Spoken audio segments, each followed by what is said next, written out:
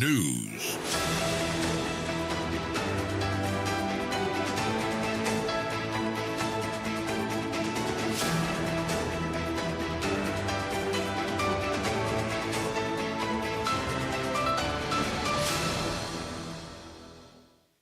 Yamamo akwaba afe kasebo no enchiremu eni yensha kasebo na se a ne yensha ase efamfiri atamatanum ne yenkwa court ensensemu na mami bia wanya mfinhia no aduasa mienu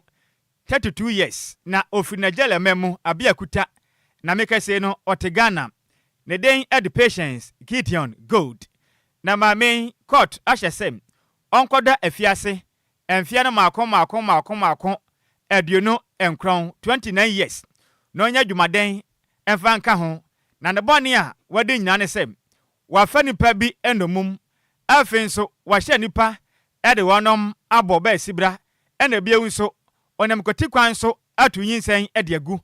krasi woni beka ne se illegal abortions akoto ana afenso ena isot se ebro pa tata nipa bia ni so no ha dwenye pam na nkra hodo a Afri court aba no ekirem wo hwe maame a ne den ade patience Gideon Gold ya maame no wachesa ne ho nsam atene na twatese pa wo mayimu a ha dwenye pa ne nyane sem na nsenya okopie mu na Nigeria mamu ekopie mu ye Benue State ewa Nigeria ekofa ba baako ede ne baga na mu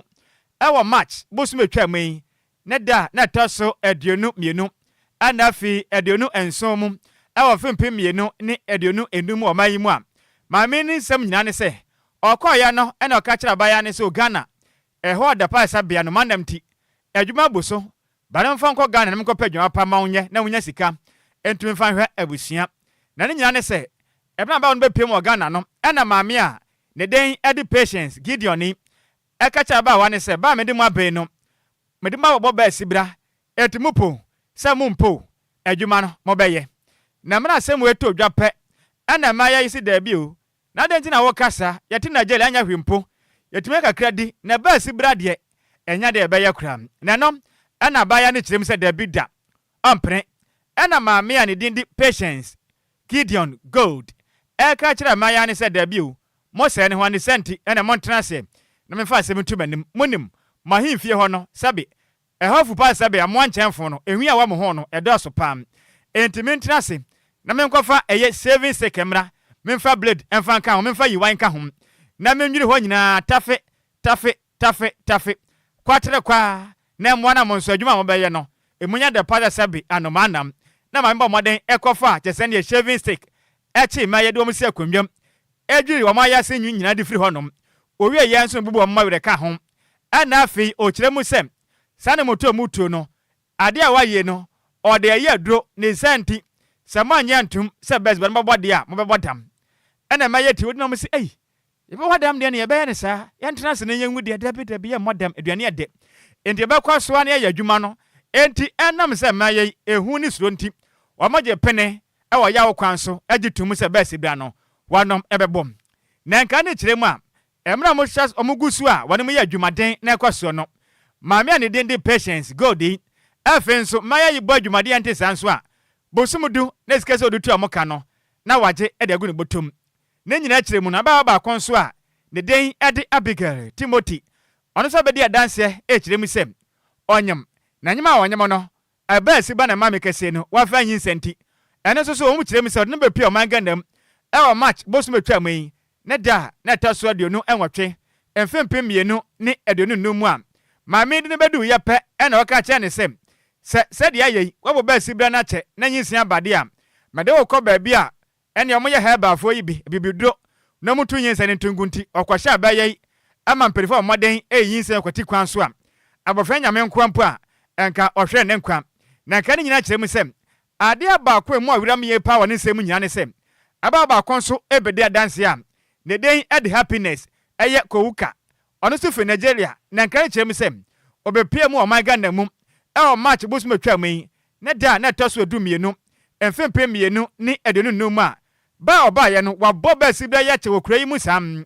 na hododo no ena oka kire maame a ne den ade patience Gideon Gold say maame yi adwuma yi ma ya che na nan se me hu mfam yo enti oban de yenkwa ye se be ne kwa hwe po mu de miem odne koya ahudwi se me beto odwane se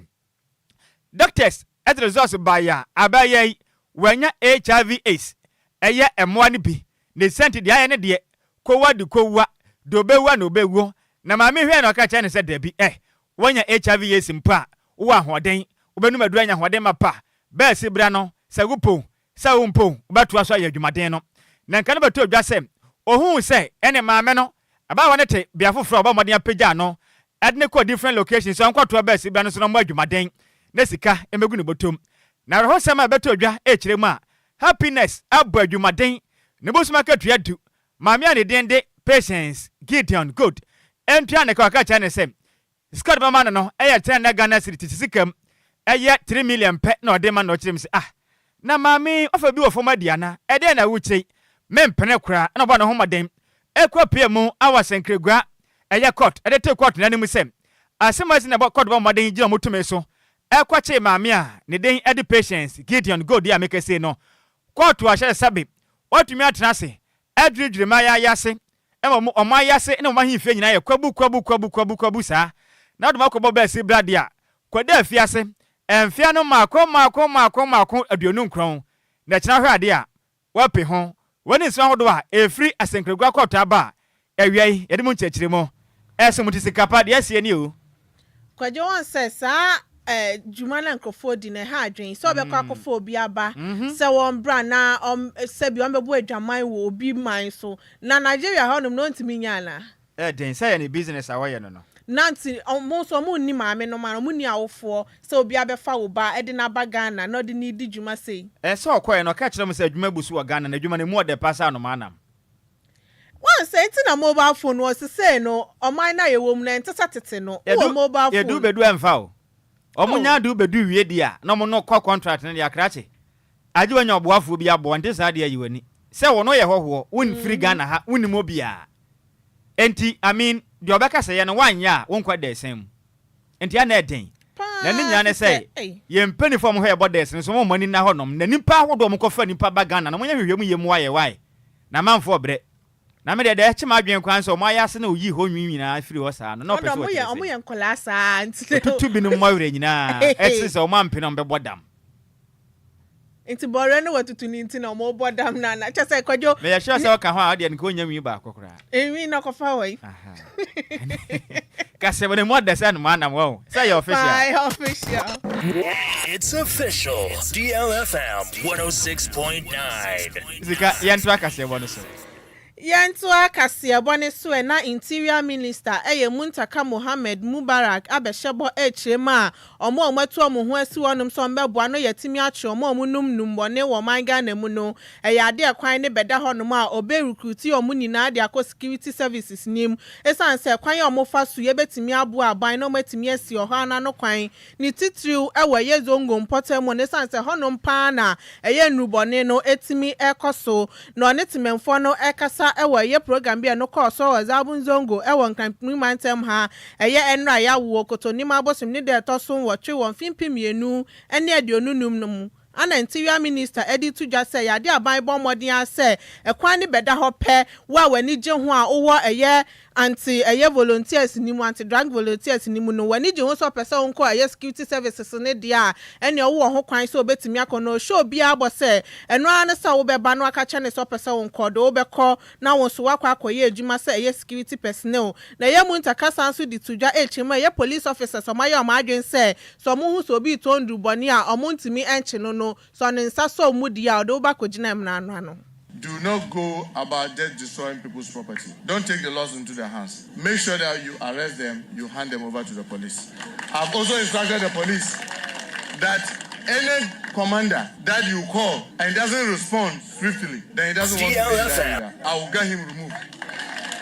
They must respond swiftly. I want you to give me 15, at least 15 of you that started this thing. And I'm also assuring you, all those who will join them, when an opportunity comes for us to recruit people into the security services, we will not just collect you into it. All of you who have children who are qualified, those who are helping to deal with this. Sariki, I'm meaning those who are helping to deal with this. They are children who are qualified and they are interested in the security services. I am assuring you, I will give them priority for them to join. DLFM 106.9. Eniya utiye Interior Minister Muntaka Mohammed Mubarak. Yantu akase woni se na yemomfa nwura muam. Ewo galamse ensense mum. Na Ghana fo bekaya. Ghana mampeni John Dramani Mahama. Emla na ogina simpie suom. Awon fempem mienu ne aduonu anan abato eyentu abomu no. Ana o hye Ghana fo nyina abosem. Yankopo ya adom na Ghana fo. Ono mampeni John Dramani Mahama. Na da yesubam na obeye Ghana mampeni a obape. Emla hodo a emma kwan ma obi bowura kwayem. Ekotu efumagude ekoti kwanso. Esai omanga na yakwaye no. Obetime yefro momen. Ye ho etime atema galamse no. Yetimi etuasiem. Na coordinator edema eco conscious citizens eye ewula sewa edensem atudwa echirim sem yanka nkyira Ghana mampeni John Dramani Mahama sem sabe ono omen edi kotoma mehwato agro bia wonom eni enye hokra ochirem se Ghana mampeni bosha hodo a odeto Ghana fo ani meno nti eka Ghana fo akoma ekogina simpie so eni apaso eto abane de man boom boom boom boom a ene onam jesania Ghana obon ho safohene eje mpaye eda Ghana fo asie no saa bosha o sey yesen ko ba emla no obeide free wey eba ne se na no ba yi wakwakwaya amendment waya munsa kiremu keke na Ghana mampeni yi bosha o sey ye no eni anam na mra ewula sewa eni sentwerefo kasa ade fa akwan ho do mbefa so a oman Ghana bebo yakwa ho ban se be ya galamsem ensei yakwaye ene wo kiremu sem yanka nkyira Ghana mampeni John Dramani Mahama sem wadi oman Ghana hwam papa efrisem duadrei wayi Ghana fo nyina matitru ene wona omnye ni warehemu ekoto aba ede ma no awon fempem mienu ene edonu enam efrisem nipado omkoye oyekire editi abanda da efa galamsei okwan na osu aye ne ho no omba maden de omwere ade hye Ghana mampani mu ye pa ne senti eba ne sen ne Ghana mampani Ghana fo apejatimi de ahya wonsa wo ba ye utimi nyimba mfamfiri honom wakasa ekire sem Ghana mampeni John Dramani Mahama omna bonten mepa Ghana for chief semekesenu wadi oman hwamo edefa galamsey eya osuaye no eho. Issue is complex, but not at all complex. How complex would it have been to stick to your word and revoke LI 2462 as you promised? He says, I will revoke that law when I come to power. He didn't do that, so he should apologize for us for putting in an amendment. Perhaps it's because the current Attorney General chaired the committee. But for whatever reason, you have to stick to your word so that you inspire confidence. So nobody is saying that illegal mining can be solved in 4 months or in 120 days. But what we are saying is that a low-hanging fruit like LI 2462 should have been revoked by now, and we shouldn't be spending so much energy on it. We should be spending energies on what are the next steps. State of emergency. Our brother has told us that you said you cleared 7 out of 9 forest reserves. That is not actually the case. I'm sure efforts were made, but in some cases they've gone back. So it's something that we want to win the war. There have been battles, some won, some lost, but you have to keep on till the war is lost. So we have to focus on our energies on winning the war. We have to accept that we have environmental terrorists. So to deal with terrorists, you need to have your army coming in and deal with them robustly, take the right steps. Any awoti ye aya coordinator edema eco conscious citizens. Neden edi ewula sewa. Yantua kase bone so na Ghana fo binom abetro amadwen edi afa dwumadi a eyo mampani John Dramani Mahama abedi ye 120 day a obedi ye ewa akonya ne so omuchiem a bebre na ekasa bebre so mampani uba ye no ne ewo mu so waba betwa ye e-levy ene betting tax mu wo man na so ye sikasam de agina na genya ade yakoye nim na bro mu ne eye di e kase bo etwetwe nkomo na bi tirem a eyo mampani dada na na dodanko akufu ado ne na aban ba ye kra de dwumadi no amudi no nanke yanke to abane ma o man ka ebia nkesese de oman no etimi akonanim esan se o mampani ba ye dum so na ma dwumadi bebre na entimi nkoso ni titiriw eni coast of acha so mo je omo hu bia enje esan se de bia dum so saa de be che no mo nam nyina etimi asaya na eka anomo bosan so na enwura omo tutugu eye mountain so eno nam so ema eye cholera ene malaria etimi eba oman ne so no enya de oman pani ba ye ne krampo no wetimi abeye hu bibia we na ebi mu so echema ye dwumadi oman pani John Dramani Mahama edi no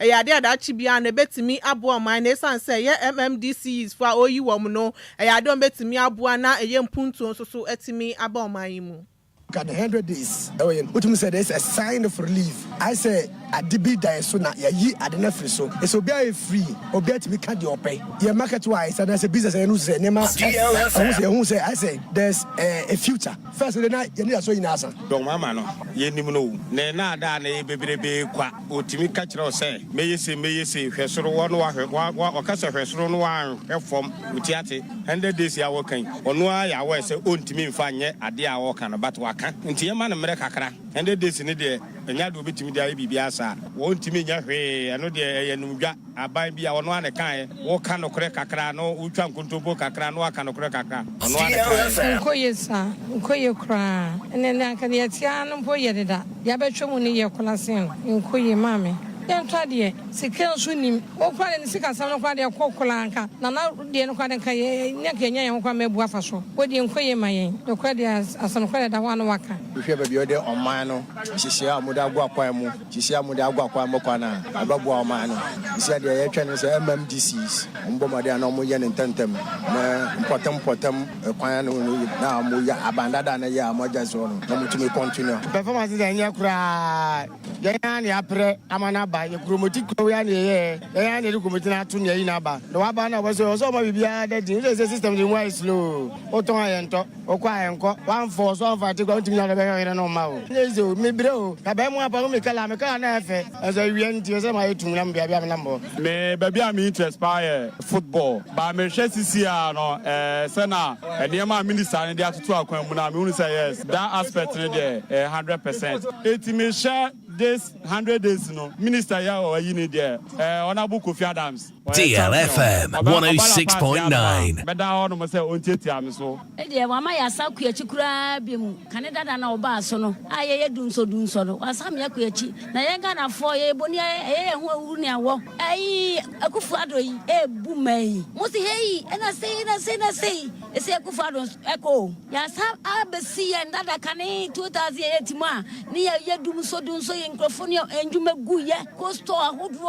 aye ene ya sabesi achi dunso no so asa hya bi nti be de me nkwa de me huni ye kura percent solid 100% solid uhwe ne mana o ye na ja 100 days no me ade etum from na say mo diga na ska o chichi o mu no onu ni ade me di hu so o chichi akofo o chichi o mu ya no ma twa ska na me nya hwe kapo me pe onu ankasa kra kan say enya de oba obi edi adwuma mu no mo befa bia kan so de be ya 24 hour economy ne be ya adwuma ene 24 hour baller hwe twemo ni hwe ase ya enegu la pass ya kwa aye kwan mu nyina ma enya ka no asesa kase break for do ba no the major a year o de my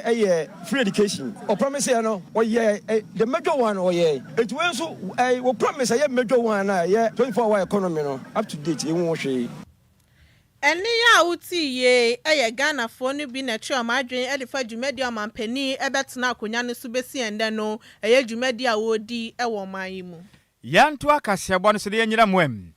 wo court ne aloya fo dwumadi mwem na Justice Isifu Omolo Tanku Amadum ono oye Supreme Court Judge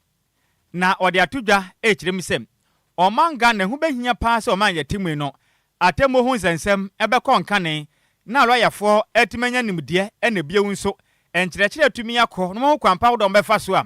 wiase afa na nyina dwirim ene agudi ekoso no emremu aya den na aboa na asomdwe etimede hene ewe wiase afa na nyina Justice Amadum ono ene yakwankyerefo penin edema Judicial Training Institute yetwanitia eka ne se JTI ne kasem a oba wona ne nisem egu nkrata so ede somaye echiremu sem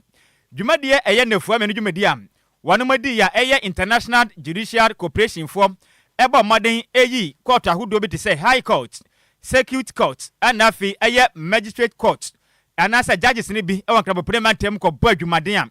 dwumade na mudie no emu oda ba sabe anomadam na ndi nsɛm abɔ mmɔden ɛde hyɛ Justice Kwaku Tewia Boafo aka ano no ne Court of Appeal Judge ɛwɔ kyesɛ ne faculty bɛbɔ adwumaden kyerɛ mu sɛ dwumadi a ɔpɔ no ɛkɔ nka ne yepam dwumadie na ni training ahodo a mo hyehyɛ yɛ no ɛde dwumadie no adwumaku a na wɔnom ensa ɛhyɛ asɛm hyehyɛ dwumadie no ɛyɛ Sakola ɛyɛ Supiliole wɔn ba mmɔden ɛdi dwumadie no ase a wɔn ba mmɔden bɔ dwumadien yɛ pa afei nso ɛyɛ Sant Ana ɛka ho bia dwumadie no kɔnkan yɛ pa dwumadie no a mo hyehyɛ yɛ no na yɛ ade a Ghanaian Ministry of Justice ɛka ho bim ana afei nso ɛyɛ Italian Ministry of Foreign Affairs ɛka wɔn ne ɛyɛ International Cooperation na poma dwumadie no ɛkɔ nka no mu kyerɛ mi sɛ dwumadie mu die no bɛboa pama yɛlayɛfoɔ no ɛnya nkyɛkyerɛ papa agya sɛ nkyɛkyerɛ papa bɛboa na bɔne ahodo wɔkɔ so wiase afa na nyinaa no ɔmatumi adwuma mo na so de asotwe sɛ fata ɛde amanipa wɔnom ɛdi dwene wɔde nsɛm sei ɛto dwa. To my learned colleagues participating in this program, I encourage you to embrace this opportunity not as a routine exercise, but as a moment to reimagine your role as a judge in an increasingly interconnected judicial landscape. Let this be more than just a training. Let it be a turning point, one that reaffirms our collective commitment to justice without borders. On behalf of the Director of the Judicial Training Institute, therefore, I extend our deepest gratitude to our partners for your unwavering commitment to the growth and development of our judiciary. Ani a wuti ye no, ono ne den at the Justice Kwaku Tewia Boafo aka ono no oye Court of Appeal Judge ena wote nenkan. Eno achi ena Dr. Mera Benucci ono so afri eye Sakola Supiliole afri ono makache afri Italia ba manyi mu a ekirem sem. Dwumadi omudie no emu da pa sabe anomana ma wono madika koye bi ewo Cameroon, Tanzania, Niger, Mali mano ana afinso Chad. Na Ghana ha de afiwei oma Ghana nkuto no omanya oma hye so ban kyekire wei ede ama ajaji dwumadi no emu da pa sabe anomana mtiyemo yensem yemfama wono mai. As judges, you are entrusted with the critical task of ensuring that justice is done, not only within national borders, but also in cooperation with our international counterparts. His Lordship Justice Akabo was saying the complexities of modern legal systems require us to master international legal frameworks and cooperation mechanisms. Ani a wuti ye no, ne den ade Dr. Mera Benichi, ono ko piemum, ewe ku edi anda wono mosom, eye Sakola Supiliole, ono ewa itiri memu, eho no mu no ofira, babu adwumaden, emu nkyeremu ene yede asumui. Yanto akase bone so na Ghana Tourism Authority for openi oda omano na Chief Executive Officer Mame Efua ene eye ne mpanifo na atimi aka bomako eye gamanche ni tekotai kochuru otosumienu ewe eye kotonima abosom ne de tosonson won fimpimienu ne aduonu numnimu akoye gamanche ahimfie akosra no na yade enti a odwumadi omokoye no mo hwese ebansa hwebe e wo man Ghana ma ometimi akenya no na atimi akosro ewo nkran remind ha sanso no mudi nkomo edefa ye homo ho afasha ebeba so no sane ebeya ye Jamestown so no nsahwe bia wa honom no ebetimi akenya no na ahoho ebeba eye omanim so mo ba behwe no omo so no bibia betimi akosoye ede amawom ye won kran asase ya so de ye tourism activity bia won kran asase ya he ye ne no beye ye benye ne be collaborate ne ye mana ye fe because at the end of the day no the youth in Accra, especially around the tourist sites, no, they need to be oriented, they need to be supported. And GTA is ready to reorient them, re-support them, and also rehabilitate some of the tourist sites. To say a tourist center that you see, Lighthouse, Jamestown, honum say, I basa, yes, so I basa because of being new wash so my into every side I be say biom. From this time, you be so much, you be so more in all aspects. On only theme is about hunger. Yes, so we are concerned about sanitation. Into the sanitation in hunger. Ebe baako na ye ba besom na homowo no aya ade kese pa Panafest around the corner nti ye behwe how we can incorporate some of our tourists into the homowo na ayefe Eniya Utiye, a Chief Executive Officer at the Ghana Tourism Authority, a Mamie Fua, Nenuachi Naya Gamanche, ni teko churu tosumienu, and so the two Jan Ochese, Bibi Biara Beya at the Adwoa Agyei Sikapa Bia woman, send a baby to me a Kenyano no, a idea Beya ancestor or boy bet me Abwana Mamrania Fasha Yedi or mining Munosono, at me at Tumpon. About it to the Ministry of Tourism. We also believe that there are parts of Accra that has a very high tourism DLFM. Our beaches, that's number 1. 2, the monkey sanctuary at Usudoku. There is also this sculpture village in Adwoa, Osha Fort, James Fort, Christian Bock Castle. And we believe that these are highlights that if we are able to refurbish and put them in proper stead, we could draw a certain appeal and also raise revenue. So this year, we'll give the Ministry of the Tourism Authority an office in the palace so that we can collaborate better. I've always said that Ghana, has the best continental shelf in the whole Gulf of Guinea because 200 nautical miles from the beach is sandy. We could have a Florida or Miami, Barbados in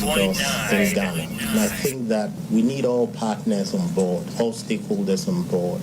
We need to clean these beaches. And before Homowo, we are going to bring back Clean Homowo campaign. Eniya Utiye, a Gamanche, ni teko churu tosumienu. Yan twa kase bon so yenyina mwem. Ewo MPP, Osno kokrokra manyuku na kachiam. Na kane kwankyerefo am. No ekasa edema. Efimpi mienu ene edunu nan. Frankatune edema MPP manyuku nom. Ne den ede Dennis Miracles Adwoa Agyei edensem atudwasem. Yan kankyere Ghana mampanin John Dramani Mahama. Ene ni NDC amembu abaye no. Nyamianim nukuri ni. Wano mane mono. Eye kete mampode. Fia de sebi owobenum enkon kan kram. Namno ne sentrefo gaza na wochire mi sem. Efitiri ma Ghana mampani ba yi. Oba ya japade ahodo abana dan di gyaye no. Eno ana wo honom. De bia dan so anama. Na oto ayampia ana ban ye ba yi. Wode man twatew. O ma bedi Ghana sika. Egu Ghana nyuma nyina. Ana wochire mi se Ghana mampani yi. Wo ba yi nefu amako ohaduo no. De na ode ka Ghana ho entiene. Wona montene so eto ayampia. Wakase chire mi sem. Ghana mampani eba ebehye boss wo ba pe oman be konanim 24 economy o de manyuma buso mebu na nya biaye nanso oba ye so yi amanfo anyuma mu ani nti o mampani ye 24 hour economy na wa hefa Ghana fo hia o kirem se ba oba ye ohun bato anu de crash mu nti nsema do na montene so ka no ebe ya wonyai kram osase kirem se opani po no ena da Ghana kokoboda no eye rampe eye Randy Abe anate o kirem se no so ba ye onam Ghana Enquires ni kokomia ahodo ena oto ayampia kokobot MPP aguno okasa asaso chemse obaye boshe ni kokon ntuma mo kan ho asem no e wo hefa odi nsem sei eto nsantwafo anim. I think that in the last 120 days, the reality, not these theories, the reality is that we've been saddled with a group of people who have been disturbing our ears with lamentations and complaints. Almost all of them. It's as if the government came into office without a plan, without a strategy. It's almost beginning to look as if all the things they were saying, which was giving the Ghanaian people hope that they were going to, or they were an alternative, or they had alternative solutions to some of our challenges, were just rhetorics, and that they really didn't have any concrete plan. So you listen to the cocoa board CEO, who is moving from one cocoa farm to the other with this leather chair, and the farmers tell him that you promised that specifically, that cocoa should be 6,000 per, and it shouldn't be 3,000. Why haven't you done it? And then he says, since we came, we realized that there's a lot of mess in cocoa board, and the way cocoa board is a mess, it will be difficult for us to increase. So what was the indicators based on which you made that promise? It's a big worry. Yeah. So I've been in the past week playing videos of the energy minister, what he said when he was ranking member, and what he's saying now as minister. And sometimes I feel very sad for him because you listen to him and it's like. Ne kwakura mo no ena Dennis Miracle Adwoa Agyei echire musem ade aba akwan ne nwanwa na twa ne nsuru mu ye pa titiru kura enesem wo hwa soafo no ena hwe omangana ya ho ne ne nsem som eyo nimnyamfo John Ginapo Abdullahi o chenze papai ayempe a woto ye ewo mra na NDC amanyokwen ewe che no de mani kotu awisie ehwe memo ni bi no o kirem to toto ayen papa e kirem sem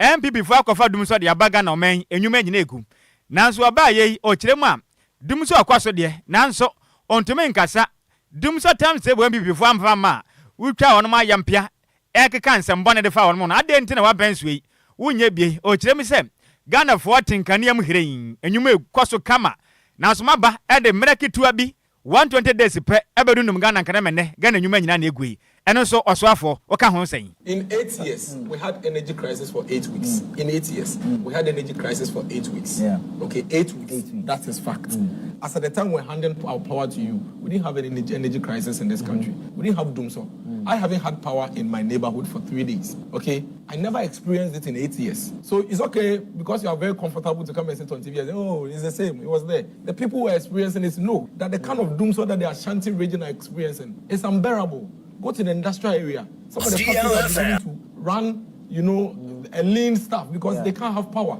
So what good is it to us if you remove 1% e-levy and you can't give us power? Even at the time when you cannot give us the power, you have increased it by 14%. So think about it. E-levy is by choice. Yeah. I can decide to work and go and give my money to engineer. But for electricity, you have to pay once you are consuming. And so you remove 1% e-levy and say, oh, clap for us. We've done well. We are going to use this to reduce hardship and make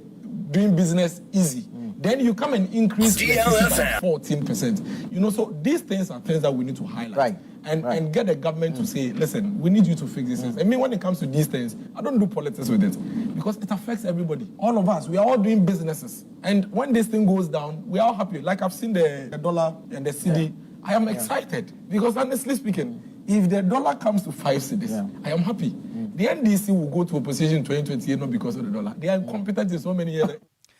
Any awoti ye aya Dennis Miracles Adwoa Agyei onom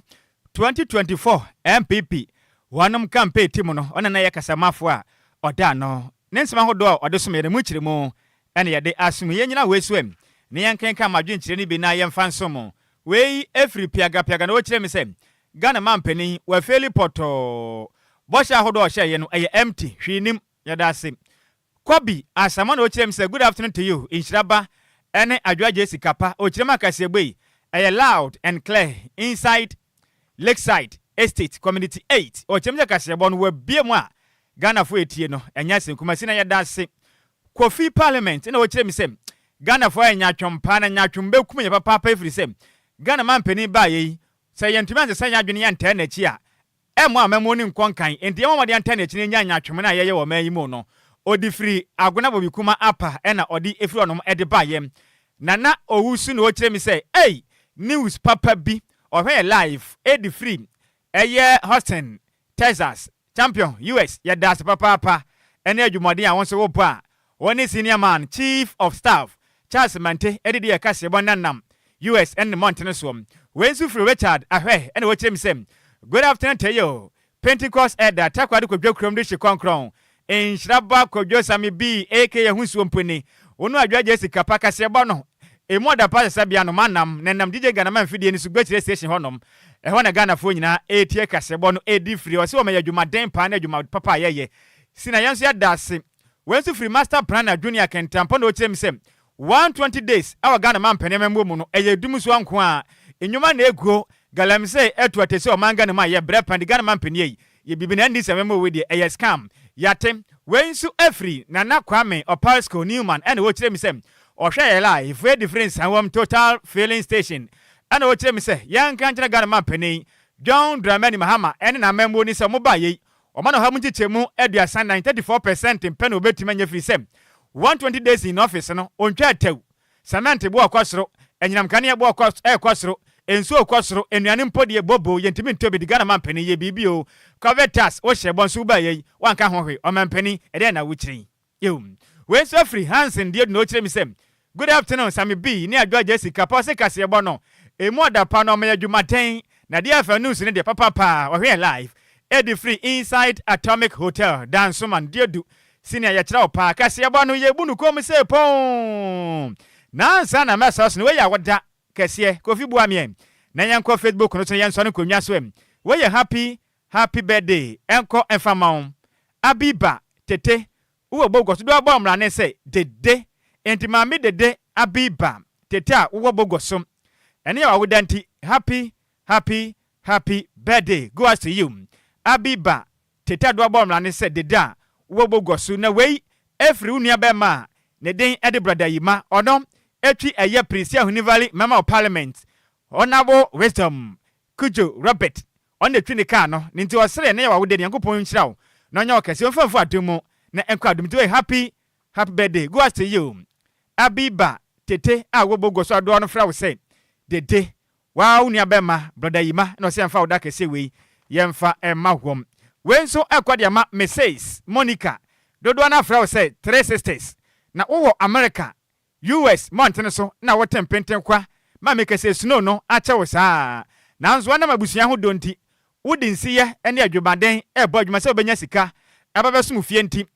wei eye wa wodanti maami yi Yankopon hyirawo messages Monica dodo abo ma ne say 3 sisters a wo US America mountain so Yankopon hyirawo pa no ntene mfa nkyirawo onfiri konkobrem emra wo moa onfiri adumu no onhyirawo empegya wo pa na mangosa ne nya kese na wo ba fie nso a wade she senya sika de pojo wan wei efri ASP eye sampene ono eye adwuma e wa DLFM e wa sante bekwai eno se ne wa wodanti messages Monica 3 sisters a wo US mountain so Yankopon hyirawo no mpegya no nya okese pa kasebane ye de asi emusemufo no eye Maze Mebel entry ahofedua ene se mode ma yen ye ko Facebook no so ne YouTube ne TikTok on so dia na ye Nations MC Bema Telegram we ene ahofedua no Kofitela na de yekoye ene anu mienu aye sinkunwa ya hune sia ya hune tia sentemu a ye beso ma wie no e dia meje so aye takwade kodwakrom twebe wo de hye konkron Nhyiraba Kwadwo Sammy bia mahoteden ene ehunsuo mpene mene Adwoa Agyei Sikapa sika ya kwehwa na eba na Adwoa silky akire mu hima efifi mu hima radio mu ya santua enkacha hima last one ye Michael Jackson papa no ono hwa na eba oni sexy journalist ana Kwame Efu ena da ben ena Friday ye jumadi ne den enkaidum nti sanda wo fada so fada fam tini ye bua na mesumekwa yi na nyina ne say esu na ye besu no besu bia na mesu bi nana menim se wutie pa enti sikapa so obesu mesra wudu reception a chenefa ba studio metie ni su ni bia wiai mesu bia boa akwadwo nkomenko ana esu kakra me hwe ade enye ha na ba oh sa sande de ne su ni yesu nti na mesu dabe enya ne sa sa na sa ha de ye news so e bo na wa hye nti na ba ya be ye na be ka bom ni yesu aboa say rehearsals no wa ye deda indigana for person omuhunu say bo hye a wo hye no ubetuma di su ana anakofitele meboa se misu wa ha se sia o meka se bia de mi su na ye ntro nti na ba ne ye su ana mo se mani abre say dabe enye yate Ghana for Sikapa ntumi ensu anti montwen yame ya Adwoa na tenase a obesu yamba munyina mmo ene tia adehye